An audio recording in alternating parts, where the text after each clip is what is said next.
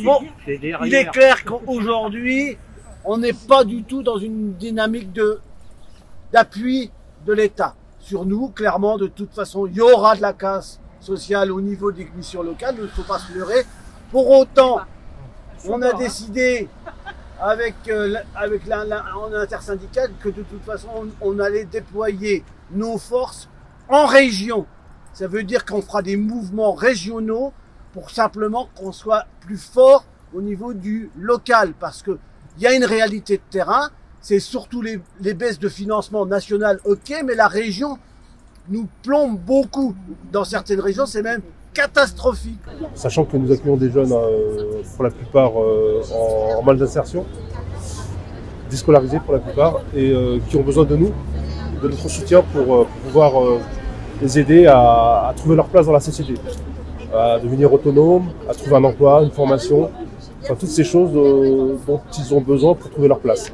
Et du coup, la baisse de ces financements a un impact très fort, puisque ça, aujourd'hui concrètement à la mission locale de Paris, on ne remplace plus les personnes qui sont en CDD. Il y a un dispositif d'insertion pour les jeunes qu'on appelle le PACEA, pour lequel on a réduit de 40% les subventions. Et là, c'est une aide directe aux jeunes en difficulté qui est mise à mal. Ce qui fait que la conséquence de tout ça, c'est qu'on se retrouve avec des gens plus en difficulté.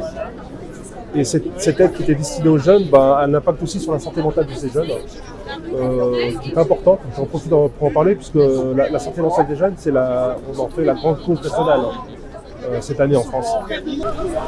Encore une fois, on ne peut pas taper dessus parce qu'on a un emploi des jeunes qui est l'un des plus mauvais de l'Union européenne. Qui remonte d'ailleurs, le taux de chômage des jeunes.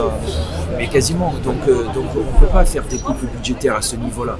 Alors, vous venez de le dire, on est un syndicat constructif. On a beaucoup œuvré pour que les crédits soient améliorés ces dernières années, et on a eu des crédits dans les missions locales qui ont été augmentés depuis 2017.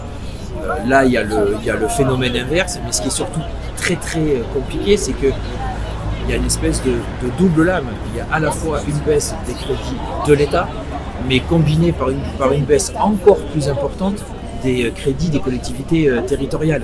Donc les deux cumulés, c'est pas acceptable. Donc de toute façon, on est dans cette dynamique-là de créer une nouvelle dynamique en intersyndicale, et on invite les organisations syndicales CFTC, CFDT, FO, CGT et les autres à venir grossir le mouvement pour que derrière on ait au minimum les régions qui changent d'attitude face à nous. Parce que derrière, c'est pas possible de vivre des conditions comme celle-là.